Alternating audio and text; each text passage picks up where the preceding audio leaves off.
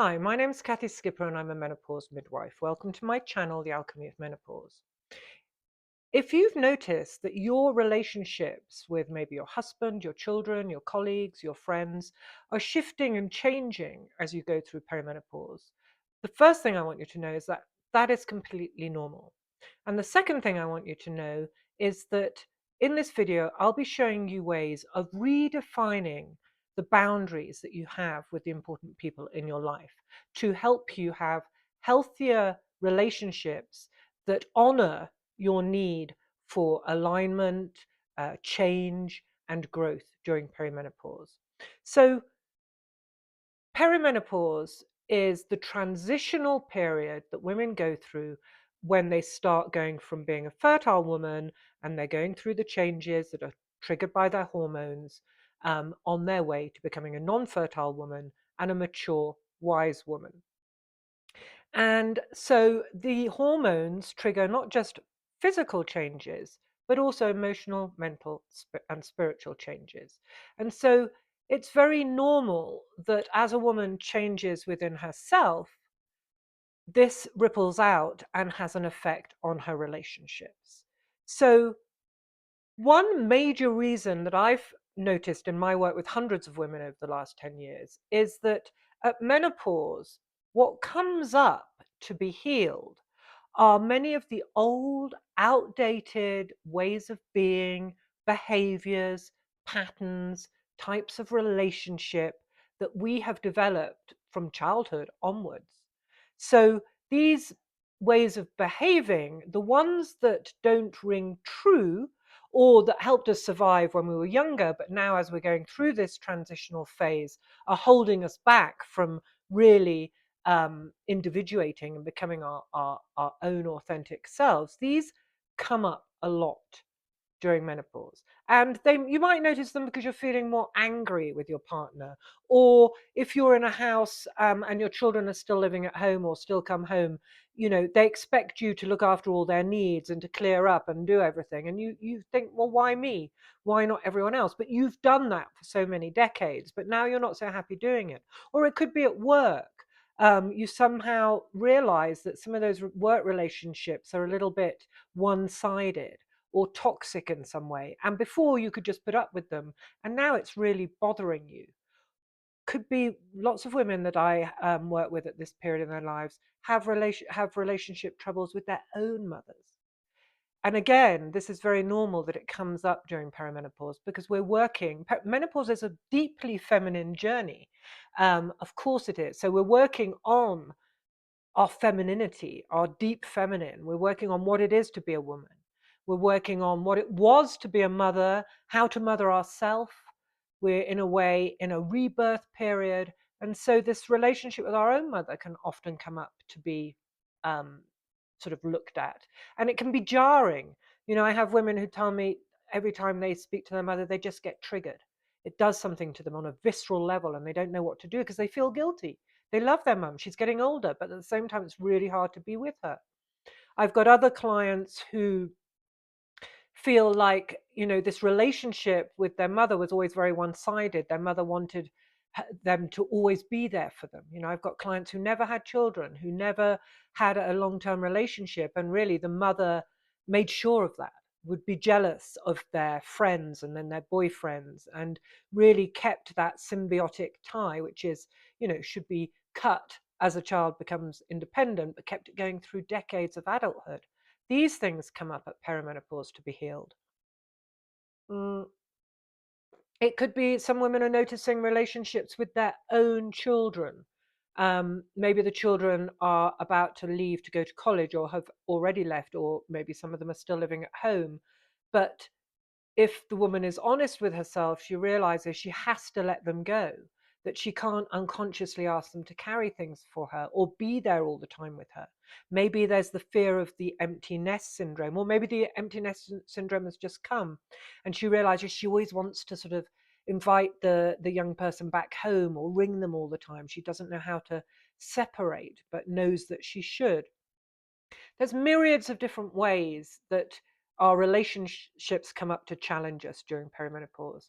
And often what really is coming up to challenge us is our old relationship patterns that were fine up to perimenopause and now don't feel fine. So my experience with that is that I was always very, very codependent. I learned at a young age that to feel safe, to get on in the world, I had to make sure that those people that I was close to, be it my parents, be it boyfriends or friends, I had to be what they wanted me to be. I had to fit into their idea of the world. If I was to choose something, I would choose something that I thought they wanted me to choose. And if in any way I felt they were cross with me or blaming me for something, I would feel so bad inside. Like, I wasn't safe. The ground was sucking me in. And so at perimenopause, this came up big time, especially when I looked at the relationships that I'd had with men, which were far from positive. Um, and I was in a positive relationship when I got to the age of 50. I met my now husband, but I was forced to look at this codependency and to change the pattern. And it was frightening at first to really bring myself back home instead of always putting myself out there to other people first. Anyway, I discovered a book that was written in the 1970s by a woman called Phyllis Crystal called Cutting the Ties That Bind. And in the last 10 years, I've used an exercise that she really is central to this book, but I adapted it. And I've used it with hundreds and hundreds of people. And it's in two parts. One of the parts that she doesn't have in the book, but that I created because I think it's a good way of seeing what's happening in our relationships, is what I call a diagnosis. And then once we've done that, then there's the bigger part of the exercise, which lasts 2 or 3 weeks. It's like a sort of ritual and an inner visualization. So what I'm proposing in this video is that I lead you through the very short diagnosis with somebody in your entourage, in your social group or family group that you think it would be helpful to see what's happening energetically with. And then if it interests you and you feel that there's some work to do there, I will leave the link underneath the video and you can tap on that link and get the rest of the exercise free on my website. Okay, so get yourself comfy. Just settle in. Feel yourself being held by the earth wherever you are. You're safe, you're grounded. And this exercise is only going to be a couple of minutes. You don't have to lie down or anything. Just sit up and bring your attention into your physical body. If you're a woman, I always suggest sort of settling into your womb space. So you're not in your thoughts anymore. You're in your physical body. You're cradled in that inner hearth and held by the earth, really nice and settled and anchored. Remember to breathe.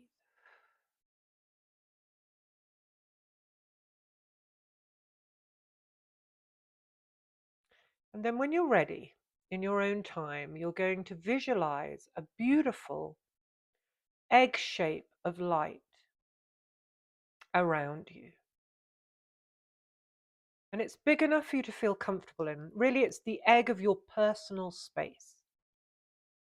And your personal space is a very important space. It's a space that if somebody comes into, you know they're there and you want to push them away.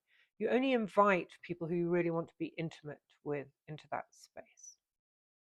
So breathe and feel that beautiful egg of light. You've got enough space in there to move around. You're anchored, you're safe. That's your personal space. And it's vibrant and alive. And it moves around with you. Remember to breathe. Once you're settled in that egg of light, you can feel it protecting you. Inside your head, you say the words, "What belongs to me, I keep." And you breathe. You feel good. That's your sacred space. And what's yours is yours. And what belongs to you, you keep.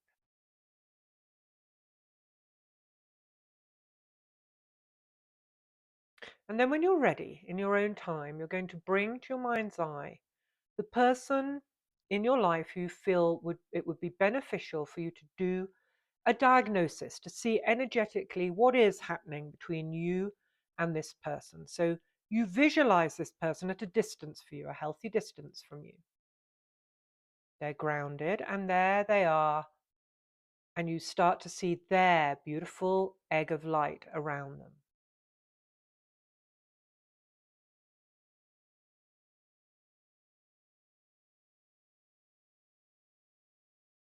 Once you've got them in their egg of light, you say the words to them, "What belongs to you, you keep." And then to be sure that you're in your egg of light, you can make the visualization of yourself in your egg and re-say the words, "What belongs to me, I keep." See them in their egg of light. What belongs to you, you keep. And you breathe. And then, because this is a diagnosis, I'm going to ask you just to notice, what is the energetic deal between you and this person? What's happening energetically? So it could be that you find yourself always going into their egg, or maybe they are coming into your egg, or it could be that there's some sort of tentacles in between you, or some kind of energetic thing going on. There's no wrong or right. This is your individual, unique relationship with this person, but we're looking to see what's unconsciously happening. What is the deal, the energy, the energetic deal between you both? So just put that person back in their egg of light, visualize themselves in it. What belongs to you, you keep, you say to them. You breathe, put yourself in your egg of light. What belongs to me, I keep. And then you notice, do we stay in your egg of light and they stay in theirs?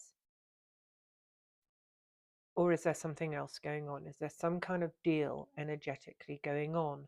And if there is, there's nothing to do, nothing to change. Just, this is a diagnosis. So we're just becoming aware of the deal. Could be that the energy is pulling on you somewhere. Maybe in some part of the body is being pulled energetically, or some part of that person is coming onto you, hooking onto you energetically. Or there could be that person getting very, very, very, very, very small and moving away from you. As I said, there's no wrong or right. All you need to do is bring awareness to this dynamic and notice what's happening. Remember to breathe.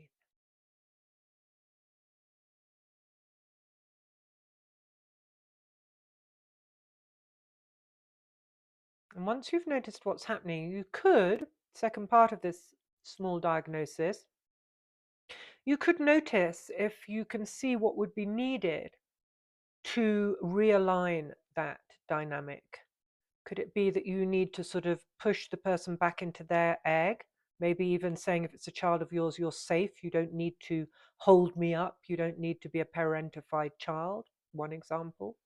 Or it could be that if the person's coming into your egg, you really have to take them out of it. Or it could be that you're going into somebody else's egg, so you extract yourself and you honor their boundaries and you come into yours and make sure that your boundaries are strong. Again, no wrong or right. Just notice to see, once you've seen what the dynamic is, notice to see what you might need to do to realign that and to keep each person healthily in their egg. Remember, what the runes say, which is the heart of Nordic mythology, true partnership of any kind is two separate and whole beings who retain their separateness, so they stay in their egg, even in partnership. So even if it's a husband you've been married to 25 years, true partnership is that he stays in his egg and you stay in yours. You let the winds of heaven dance between you. True partnership is between two separate and whole beings who retain their separateness, even in unity. The opposite of true partnership is enmeshment, is energetic deals. And that's when at perimenopause we start, because we're on a journey towards wholeness, towards maturity, towards inner healing. This is when we start to notice if any of our relationships aren't as they should be. So again, just notice, close your eyes, what is happening, and is there what is needed for each of us to be in our eggs, for each of us to be separate and whole beings. Remember to breathe.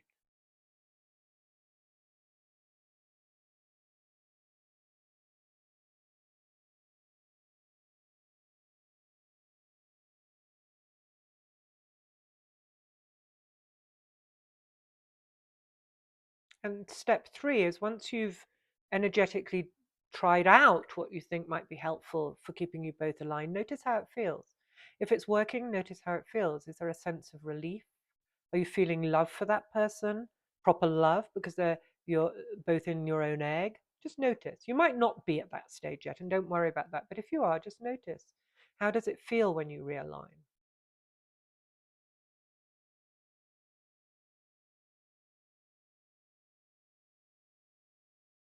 Okay. So you can replay this and do it again at any time with any person, but it's not the end. As I said, this is just a diagnosis. This is giving you an insight to what's happening energetically in a relationship. The next part of the relationship is a ritual and an inner visualization that lasts 2 or 3 weeks. And as I said, if you'd like to do that, just click the link at the bottom of this video and you'll get by email the whole shebang, the whole exercise. Okay, so I hope that's helpful. It's extremely important as we go through perimenopause and we start to individuate and mature into a woman that not only we need, but the world needs, that we clear away these unconscious ties, these toxic dynamics, these energetic deals, and that we enter into relationships from an aligned, grounded, individual place of inner healing. If there's I will do a video on codependency, which is one of the big problems, because there are some techniques that I can help you with on that level, and codependency is another one of these things that, especially for women, comes up during perimenopause to be healed. So lots of love, and if you like this channel, please subscribe, and I'll see you in the next video.